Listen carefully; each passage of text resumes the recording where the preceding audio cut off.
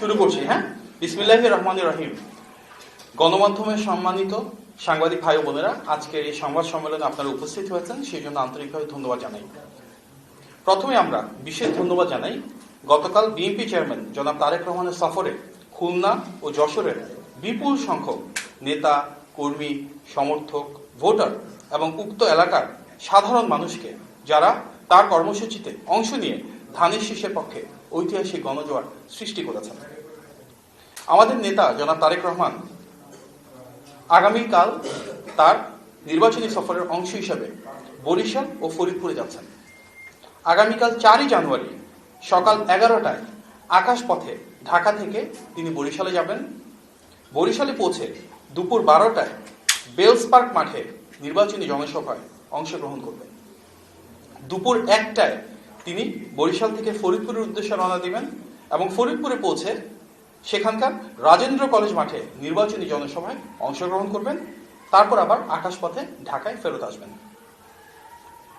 আমরা গভীর উদ্বেগের সঙ্গে প্রিয় সাংবাদিক ভাই বোনেরা লক্ষ্য করছি যে গত এক সপ্তাহে আমাদের নেতা বিএনপি চেয়ারম্যান জনাব তারেক রহমানকে লক্ষ্য করে 29টি ভুয়া ও বিভ্রান্তিকর তথ্য ছড়ানো হচ্ছে, যার সুস্পষ্ট প্রমাণ বিভিন্ন ফ্যাক্ট চেকিং প্ল্যাটফর্মের প্রতিবেদনে উঠে এসেছে।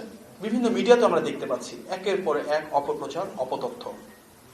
আমরা আরো দেখতে পাচ্ছি একটি দলের রাজনৈতিক যে কর্মকাণ্ড এবং তাদের যে নেতাকর্মী, ওনারা অনেকেই ফ্যাসিবাদী আমলে তৈরি মিথ্যা পুরাতন বয়ান আবার সামনে ছড়িয়ে দেওয়ার জন্য নিজেরা দায়িত্ব গ্রহণ করেছেন এবং একই ভাষায়, একই কায়দায়, একই ধরনের স্লোগান দিয়ে জনমনে বিভ্রান্তির সৃষ্টি করছেন, অশালীনভাবে আক্রমণ করছেন। এটি স্পষ্ট বিএনপির ক্রমবর্ধমান গণজোয়ার ও জনসমর্থনের মুখে তারা ক্রমশ জনবিচ্ছিন্ন হয়ে পড়ছে বলে সুস্থ ধারার রাজনৈতিক প্রতিযোগিতার পথ ছেড়ে ব্যক্তিগত আক্রমণ এবং অপতথ্য ছড়ানোর নোংরা কৌশল বেছে নিয়েছেন। উপস্থিত সাংবাদিক ভাই বোনেরা, ত্রয়োদশ জাতীয় সংসদ নির্বাচন ও গণভোট উপলক্ষে নির্বাচনী কাজে বাংলাদেশ ন্যাশনাল ক্যাডেট কোর অর্থাৎ বিএনসিসির ক্যাডারদের মোতায়েন করার একটি সিদ্ধান্ত আমরা দেখেছি, যাতে আমরা উদ্বিগ্ন। কেননা কলেজ ও বিশ্ববিদ্যালয় পড়ুয়া বিএনসিসি ক্যাডেটদের অনেকেই কোনো না কোনো রাজনৈতিক দল বা মতাদর্শের সাথে জড়িত থাকেন। ফলে তাদেরকে নির্বাচনে সম্পৃক্ত করলে তা অবাধ, সুষ্ঠু ও নিরপেক্ষ নির্বাচনের পথে অন্তরায় সৃষ্টি করতে পারে। এ বিষয়ে আমরা ইতিমধ্যেই নির্বাচন কমিশনে চিঠির মাধ্যমে বিএনসিসির ক্যাডারদেরকে মোতায়েন না করবার জন্য বিশেষভাবে অনুরোধ করেছি। গত 26শে জানুয়ারি নির্বাচন কমিশন ওয়েবসাইটের মাধ্যমে আমরা দেখতে পারি যে নির্বাচন কমিশনের মোট 81টি স্থানীয় সংস্থার 55,000-এরও বেশি স্থানীয় পর্যবেক্ষণের অনুমতি প্রদান করা হয়েছে। আমরা উদ্বেগের সাথে লক্ষ্য করেছি যে তার মাঝে কেবলমাত্র 16টি সংস্থা থেকে 34,000-এরও বেশি পর্যবেক্ষক রয়েছেন। কয়েকটি সংস্থার নেতৃত্ব পর্যায়ে একটি বিশেষ রাজনৈতিক দলের সদস্যরা রয়েছেন, যেটি অনাকাঙ্ক্ষিত। নির্বাচনের দিন কোনো অসৎ উদ্দেশ্যে এদের একটি অংশকে ব্যবহার করা হতে পারে বলে আমরা আশঙ্কা প্রকাশ করছি। বর্তমান প্রেক্ষিতে নির্বাচনে লেভেল প্লেইং ফিল্ড নিশ্চিত করতে নির্বাচন কমিশনকে আমরা নিম্নোক্ত পদক্ষেপ নেওয়ার জন্য আহ্বান জানাচ্ছি। 1. পর্যবেক্ষকদের সম্পূর্ণ তালিকা সরকারের বিভিন্ন সংস্থার মাধ্যমে যাচাই বাছাই করে রাজনৈতিক ও প্রার্থী সংশ্লিষ্ট ব্যক্তিদের তালিকা থেকে বাদ দেওয়া। যেসব সংস্থার নির্বাচনে পর্যবেক্ষণের অভিজ্ঞতা কম, তাদেরকে নির্বাচন পর্যবেক্ষক সংখ্যা কমিয়ে আনা। 2. কোনো কেন্দ্রে একসাথে যাতে 2 জনের অধিক স্থানীয় পর্যবেক্ষক প্রবেশ করতে না পারে সে ব্যাপারে নির্দেশনা জারি করা। প্রিয় সাংবাদিক ভাই ও বোনেরা, বিএনপি শুরু থেকেই রাষ্ট্র সংস্কারের পক্ষে সুস্পষ্ট, সুনির্দিষ্ট অবস্থান গ্রহণ করেছে। 2016 সালে বিএনপি সর্বপ্রথম জাতির সামনে উপস্থাপন করে ভিশন 2030, যেটি দেশনেত্রী বেগম খালেদা জিয়ার একটি বৃহত্তর জাতীয় ঐক্য প্রতিষ্ঠার মাধ্যমে আমাদের সামনে উপস্থাপন করেছিলেন। 2022 সালে ঘোষণা করা হয় 27 দফা, যেটি বিএনপির তৎকালীন ভারপ্রাপ্ত চেয়ারম্যান জনাব তারেক রহমান ঘোষণা করেছিলেন। এবং 2023 সালে যুগপৎ আন্দোলনে শরিক প্রতিটি রাজনৈতিক দলকে একটি প্ল্যাটফর্মে এনে ঐতিহাসিক 31 দফা উপস্থাপন করেন জনাব তারেক রহমান। দ্বিকক্ষ বিশিষ্ট সংসদ ব্যবস্থা প্রবর্তনের প্রস্তাব সবার আগে কিন্তু বিএনপি জাতির সামনে উপস্থাপন করেছিল সেই 2016 সালে। একইভাবে একজন ব্যক্তি যেন একই পদে দীর্ঘদিন ক্ষমতায় থাকতে না পারেন সে লক্ষ্যে প্রধানমন্ত্রীর মেয়াদ সীমিত করার প্রস্তাব সবার আগে বিএনপি দিয়েছিল। 2014 সালেই আমাদের নেতা জনাব তারেক রহমান মেধাভিত্তিক নিয়োগ ব্যবস্থাকে উৎসাহিত করতে কোটা ব্যবস্থার সংস্কারের মাধ্যমে 5% ভেতর নিয়ে আসার কথা বলেছিলেন। এই ধারাবাহিকতার অংশ হিসেবেই বিএনপি আগামী জাতীয় নির্বাচনে রাষ্ট্র সংস্কারের পক্ষে, গণভোটে হ্যাঁর পক্ষে দৃঢ়ভাবে অবস্থান নিয়েছে, জনগণের সাথে সম্পৃক্ততা গড়ে তুলছে এবং ইতিমধ্যেই দলের শীর্ষ নেতৃবৃন্দ বারবার এ বিষয়ে ঘোষণা দিয়েছেন। ফ্যাসিবাদের রক্তচক্ষু উপেক্ষা করে বিএনপি যখন অবিরত সংস্কারের পক্ষে কথা বলেছে, আন্দোলন করেছে, তখন যারা একটি বারের জন্য সংস্কারের কথা মুখে আনেনি বা সংস্কারের কথা চিন্তাও করেনি, আজকে তারা অনেকেই সংস্কার নিয়ে বড় বড় কথা বলছেন। সংস্কারের জনক, ধারক ও বাহক ঐতিহাসিকভাবেই বিএনপি, আর সেই দলটিকে নিয়েই আমরা দেখছি তথাকথিত নব্য সংস্কারবাদীরা বিভ্রান্তি ও অপপ্রচার ছড়াচ্ছেন, যা বিস্ময়কর। বিএনপি বিশ্বাস করে জনগণের ক্ষমতায়ন তথা ভোটাধিকারের মাধ্যমেই ইনশাল্লাহ একটি গণতান্ত্রিক, জবাবদিহিমূলক ও আধুনিক রাষ্ট্র ব্যবস্থা গড়ে তোলা সম্ভব। আর সেই পথযাত্রায় সংস্কারে সব দল, মত, পথের প্রতিটি গণতান্ত্রিক রাজনৈতিক দলের সহাবস্থান, পারস্পরিক সম্মানবোধ এবং একসাথে কাঁধে কাঁধ মিলিয়ে কাজ করলে ইনশাল্লাহ আমরা আগামী বাংলাদেশ বিনির্মাণ করতে পারবো। আজকের এই সংবাদ সম্মেলনে আপনারা উপস্থিত হয়েছেন, ধৈর্য ধরে আমার কথা শুনেছেন, সেই জন্য ধন্যবাদ। আসসালামু আলাইকুম। চট্টগ্রামে জামাতের আমির বক্তব্য বলেছেন যে স্বাধীনতার ঘোষণা দিয়েছিলেন কর্নেল ওলি তারেক রহমান রায়, তারই বক্তব্য কিভাবে দেখছেন দল পক্ষ থেকে? উনি বলেছেন যে উনি হাত ধরে নিয়ে গিয়েছিলেন, এটা মানে ইতিহাসের বিকৃতি কিনা, এটা আসলে মনে করেন? আমরা গতকালকে দেখেছি জামাতের আমির চট্টগ্রামে একটা সমাবেশে বলেছিলেন যে কর্নেল ওলি আহমেদ সবার আগে উই রিভোল্ট বলে চিৎকার করে উঠেছিলেন। দেখুন, মুক্তিযুদ্ধের ইতিহাসটা একটা মীমাংসিত বিষয়, সারা বাংলাদেশের প্রতিটি মানুষ জানেন যেটি সত্য, যেটি সঠিক। ফ্যাসিবাদী বয়ানে মুক্তিযুদ্ধের ইতিহাসকে বিকৃত করা, এই দায়িত্ব কেন একটি রাজনৈতিক দল নিচ্ছে সেটি ওনাদেরকে প্রশ্ন করলেই ভালো। আমরা সবাই জানি যে শহীদ প্রেসিডেন্ট জিয়াউর রহমান বাংলাদেশের স্বাধীনতার ঘোষক ছিলেন, সবার আগে তিনি উই রিভোল্ট বলেছিলেন অন্যান্য সেনানীদেরকে সাথে নিয়ে। সুতরাং ইতিহাসে যেটি অনিবার্য সত্য সেটিকে সবার ধারণ করা উচিত। বিশেষভাবে যে রাজনৈতিক দল মহান স্বাধীনতা যুদ্ধে ভিন্ন অবস্থান ছিল, বাংলাদেশের স্বাধীনতার বিপক্ষে অবস্থান নিয়েছিল এবং যে দলের অনেক শহীদের রক্ত এবং আমাদের মা বোনদের সম্ভ্রমহানির সাথে জড়িত ছিলেন, সেই দলের যিনি নেতা, তিনি যদি নিজেই ইতিহাস বিকৃতিতে কোনো বয়ান তৈরি করতে চান, দেশের মানুষ তাতে স্বাভাবিকভাবে স্তব্ধ।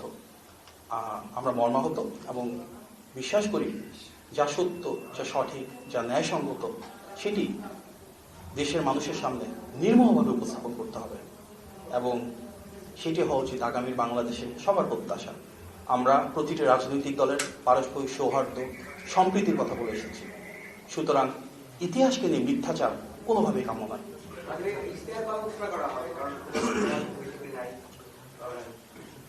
আমরা ইতিমধ্যে ইশতেহারের কাজ অনেকটুকু গুছিয়ে এনেছি। বিএনপি সে রাজনৈতিক দল যেটি বিভিন্ন শ্রেণী পেশার মানুষের সাথে এবং সাংগঠনিক কাঠামো ব্যবহার করে দেশব্যাপী ইশতেহার এবং আমাদের 31 দফা নিয়ে, 27 দফা নিয়ে অনেকগুলো কর্মসূচি গ্রহণ করেছি। তার আলোকে আমাদের ইশতেহার অনেকটাই প্রস্তুত। একটি পরিকল্পনা আছে, আগামী শুক্রবার আমরা হয়তো ইশতেহার ঘোষণা করতে পারি, সেটি চূড়ান্ত হলে আমরা আপনাদেরকে অবহিত করবো। দেখেছি যে জামাত এবং অন্যান্য দলগুলোর ইয়েগুলো আপনার প্রতীকগুলো সামনে দেওয়া হয়েছে এবং আপনাদের প্রতীকটা মিডলে দিয়েছে, যেখানে ভাঁজ করলে যেটা বাতিল হয়ে যাওয়ার সম্ভাবনা, সেটা ঠিক হয়েছে কিনা সে ব্যাপারে আপনাদেরকে ইসিকে কতগুলো আশ্বস্ত করেছে? দেখুন, যে পোস্টাল ব্যালটগুলো পাঠিয়ে দেওয়া হয়েছিল সেটি তো নতুন করে ফেরত আনার মতো পর্যাপ্ত সময় নাই। স্বাভাবিকভাবেই বিএনপি এখানে লেভেল প্লেইং ফিল্ডে কিছুটা ইনজাস্টিসের শিকার হয়েছে। আমরা আহ্বান জানিয়েছি লোকাল যে পোস্টাল ব্যালটগুলো আছে যেগুলো নির্বাচন পরিচালনার সাথে যারা সম্পৃক্ত থাকবে ওনাদের জন্য যেন সেগুলো কারেকশন করা হয় নির্বাচন কমিশন থেকে আমাদেরকে কথা দেওয়া হয়েছে এবং এর পাশাপাশি আমরা এই বিষয়ে একটা সুষ্ঠু তদন্ত দাবি করেছিলাম যে কারা এভাবে উদ্দেশ্য প্রণোদিতভাবে ধানের শীষকে এমন একটা জায়গায় প্রতীক রাখা হলো যার কারণে অনেকে ভোট দিতে সমস্যা হবে। এখন পর্যন্ত আমরা এই তদন্তের কোনো প্রতিবেদন বা আপডেট পাইনি। কোনো ব্যালট পেপারের কোনো সংযুক্তি পেয়েছেন কিনা বা হয়েছে কিনা, যেহেতু আগামী 10 দিন বা 9 দিন পর আমাদের নির্বাচনে আমরা যাচ্ছি, তো ব্যালট পেপার যদি এখনো ঠিক না হয় তাহলে এই ক্ষেত্রে তো আপনারা একটা জাতি বিভ্রান্তির মধ্যে পড়ে যাবে। প্রবাসী ভোটারদের তো ব্যালট পেপার ইতিমধ্যে পাঠিয়ে দেওয়া হয়েছে, দেশীয়গুলো আমরা যতটা জানি যে ওনারা সেটাকে কারেকশন করেছে এবং সেটা পেয়েছেন কিনা আপনারা? পেয়েছি আমরা দেশি তো যেটা আছে ওটা তো কারেকশন করেছেন, জি দেশি যেগুলো আছেন সেগুলো ওনারা প্রপার ওয়েতে করেছেন যেটা করা উচিত। সেটা যদি আমরা দেখাইতেন একটু আমাদেরকে। সেটা তো এই মুহূর্তে আমার কাছে হাতে নাই, আপনারা নির্বাচন কমিশনে গেলে হয়তো পাবেন, মানে আমি রাইট অথরিটি না সেটা দেখানোর জন্য। ধন্যবাদ।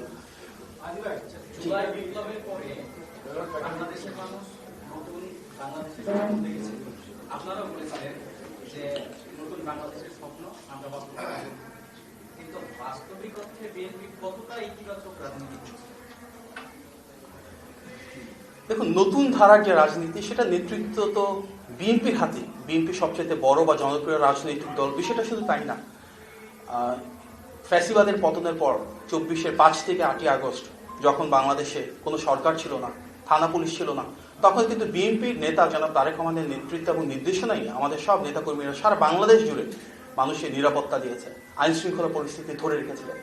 আমরা দেখেছি সংখ্যালঘুদের নিরাপত্তা নিয়ে অনেক অপপ্রচার ছিল, তারপরে পূজার সময়ে এবং আইন শৃঙ্খলা বাহিনীর অনুপস্থিতিতে বিএনপির নেতাকর্মীরা কিন্তু সাধারণ মানুষকে সাথে নিয়ে অন্যান্য গণতান্ত্রিক রাজনৈতিক দলকে অনুপ্রেরণা জুগিয়ে আমাদের পুরো বাংলাদেশের নিরাপত্তা দিয়েছিলেন। আমরা যে বৃহত্তর জাতীয় ঐক্যের কথা বলি, সেই জাতীয় ঐক্যও কিন্তু প্রতিষ্ঠা হয়েছে আমাদের নেতার নেতৃত্বে। উনি বাংলাদেশে নেমেই কিন্তু যখন ঘোষণা দিয়েছিলেন যে আই হ্যাভ আ প্ল্যান, সেখানে জাতীয় নেতৃবৃন্দকে তিনি রেখেছিলেন এবং এর পাশাপাশি ডাক দিয়েছেন সেই বৃহত্তর ঐক্যের, যেখানে সবার আগে বাংলাদেশ থাকবে, বাংলাদেশের স্বার্থ থাকবে, বাংলাদেশের সার্বভৌমত্ব থাকবে। বিএনপি সে রাজনৈতিক দল যেটি জনগণের ক্ষমতায়নকে বিশ্বাস করে, ইতিবাচক রাজনীতির অংশ হিসেবে কিন্তু গত 5ই আগস্টের পর থেকে প্রায় 1.5 বছর ধরে সবসময় কিন্তু বিএনপি তৃণমূলে ছুটে গিয়েছে, সাধারণ মানুষের ক্ষমতায়নের জন্য কাজ করেছে। 31 দফা নিয়ে আমরা বাংলাদেশের প্রতিটি বিভাগ, জেলা, উপজেলা, ইউনিয়ন, ওয়ার্ড পর্যায় পর্যন্ত কাজ করেছি এবং আমাদের যে নির্বাচনী ইশতেহার সেখানে ইনশাল্লাহ বাংলাদেশের প্রতিটি শ্রেণীর এবং পেশার মানুষের যে মতামত সেটি প্রতিফলিত হবে। আমাদের নেতা ব্যাপকভাবে প্রশংসিত হচ্ছেন, ওনার যে ইতিবাচক চিন্তাধারা সেটিকে অন্যান্য রাজনৈতিক দলও গ্রহণ করছে। আমরা দেখেছি উনি যখন বাস দিয়ে নির্বাচনী প্রচারণা শুরু করেছিলেন একটা দল সমালোচনা করেছিল, পরে দেখলাম ওনাদের নেতাও কিন্তু পরবর্তীতে সেই বাসটাকে অনুকরণ করেছেন। আমাদের নেতা চেয়ার সরিয়ে সম্মান প্রদর্শন করেছেন সাধারণ মানুষের মতন করে, ওনাদের নেতাও করছেন। এই যে একটা অনুকরণ, এটা তো বিচ্ছিন্ন কোনো ঘটনা না। বিএনপির 31 দফা আগামীর বাংলাদেশের রাষ্ট্র সংস্কারের একটা মৌলিক ভিত্তি। আমরা দেখলাম আমাদের প্রতিদ্বন্দ্বী রাজনৈতিক দলও ঠিক 31 পয়েন্ট দিয়েছে, 30টাও না 32টাও না, ঠিক 31টা। স্বাস্থ্য খাতে আমাদের 5% বলেছি যে জিডিপির হবে, ওনারা বলছেন 6 থেকে 8%। বিএনপির সাথে অনুকরণ করেই তো বেকার ভাতা দিয়েছে বিএনপি, অনেক আগে থেকে একটা ঘোষিত কর্মসূচি। ওনারা প্রাথমিকভাবে সমালোচনা করেছিলেন, পরে দেখলাম ওনাদের একজন নেতা বলছেন ওনারাও বেকার ভাতা দিবেন। বিএনপি ফ্যামিলি কার্ড, কৃষক কার্ডের কথা বলেছেন। আমাদের রাজনৈতিক প্রতিপক্ষ যারা, ওনারা একটা স্মার্ট কার্ডের কথা বলছেন। বিএনপি 180 দিনের কর্মসূচির কথা বলেছেন, ওনারা দেখলাম 1000 দিনের কর্মসূচির কথা বলছেন। আমাদের ভিশন 2030 আছে, তার আদলে ওনারা সম্ভবত ভিশন 2040-র কথা বলছেন। আমাদের নেতাকে আগে বলা হতো দেশ নেতা, দেশ নায়ক যেন তারেক রহমান, উনি আমাদেরকে মানা করেছেন দেশ নায়ক বলতে না, আমরা দেশ নায়ক বলছি না।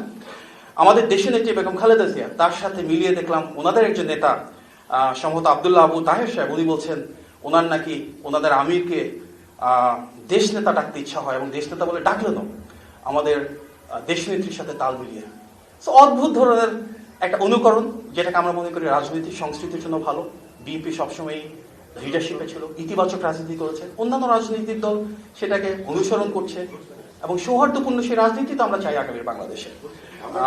আমরা দেখেছি যে রাজনৈতিক প্রতিপক্ষ অনেকভাবে সমালোচনা করছেন, গত 2 দশকের বেশি সময় তো ওনারাও ধানের শীষ নিয়ে নির্বাচন করেছেন। সুতরাং আগামীর বাংলাদেশ হোক সৌহার্দ্যপূর্ণ, আগামীর বাংলাদেশে যার যা ইতিবাচক আমরা সেটিকে অনুসরণ করি। অন্য রাজনৈতিক দলকে যদি প্রয়োজন হয় অনুকরণ করে সমৃদ্ধ হওয়ার, তাহলে সেটাই হোক। আমরা চাই প্রতিটি রাজনৈতিক দল যেন পরস্পরের সাথে সেই সৌহার্দ্যটুকু বজায় রাখে। যার যা কিছু ভালো আরেকটি রাজনৈতিক দল সেটি গ্রহণ করতেই পারে, অন্য রাজনৈতিক দলের ভালো কিছু হলে আমরাও সেটা গ্রহণ করার চেষ্টা করবো ইনশাআল্লাহ। ধন্যবাদ। একটা বিষয় হচ্ছে যে বেশ কিছু অভিযোগ আপনাদের আগে থেকেই ছিল, ব্যালট পেপার নিয়ে অভিযোগ ছিল, এখন আবার পর্যবেক্ষণ দল এটা নিয়ে অভিযোগ রয়েছে। আমরা দেখছি বেশ কিছু অভিযোগের পর এখন ভোটের খুব বেশি দিন বাকি নাই। এই সিচুয়েশনের মধ্যে সরকার আসলে আপনাদেরকে কতটুকু সহযোগিতা করছে এবং সুষ্ঠু ভোট আসলে কতটুকু সম্ভব? দেখুন, একটা সুষ্ঠু ভোট তো আমাদের সবচেয়ে বড় দাবি, তাই না? আমরা সবসময় বলে আসছি এটা অবাধ, সুষ্ঠু এবং গ্রহণযোগ্য নির্বাচন হলে ইনশাআল্লাহ বিএনপির বিজয়, ধানের শীষের বিজয় অবশ্যম্ভাবী। আমরা এই জন্য অন্তর্বর্তী সরকারকে এবং অন্যান্য যে স্টেক হোল্ডার রয়েছেন তাদেরকে সর্বোচ্চ সহযোগিতা করছি। নির্বাচন কমিশনে আমরা নিয়মিত চেষ্টা করছি এই লেভেল প্লেইং ফিল্ডটা নিশ্চিত করবার জন্য, যেন তারা জোরদার ভূমিকা রাখে সেটা নিয়ে আলোচনার জন্য। এবং আমরা বিশ্বাস করি নির্বাচনকে যদি স্বচ্ছ হতে হয়, অবাধ এবং সুষ্ঠু হতে হয়, তাহলে প্রতিটি রাজনৈতিক দলকে দায়িত্বশীল ভূমিকা রাখতে হবে। আমরা অনেক জায়গা থেকে অনেক ইলেকশন ইঞ্জিনিয়ারিং কথা চলছি, ইলেকশন ম্যানিপুলেশনের কথা বলছি।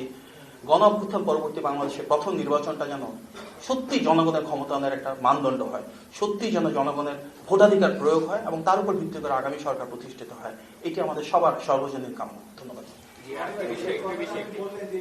নির্বাচনের পর্যবেক্ষক একটি দলের বা যারা অনভিজ্ঞ তাদেরকে বেশি পরিমাণে নেওয়া হচ্ছে, এই বিষয়ে আপনারা নির্বাচন কমিশনে কোনো অভিযোগ দায়ের করেছেন কিনা? নির্বাচন কমিশনকে আমরা অবহিত করেছি এবং ওনারা যেন এই বিষয়ে কার্যকর পদক্ষেপ গ্রহণ করেন সেই জন্য অনুরোধ জানিয়েছি। ধন্যবাদ। জি, আপনাদের সবাইকে অনেক ধন্যবাদ। একটু খাবারের ব্যবস্থা আছে, আপনারা দিলে খুশি হবেন। ধন্যবাদ। আসসালামু আলাইকুম।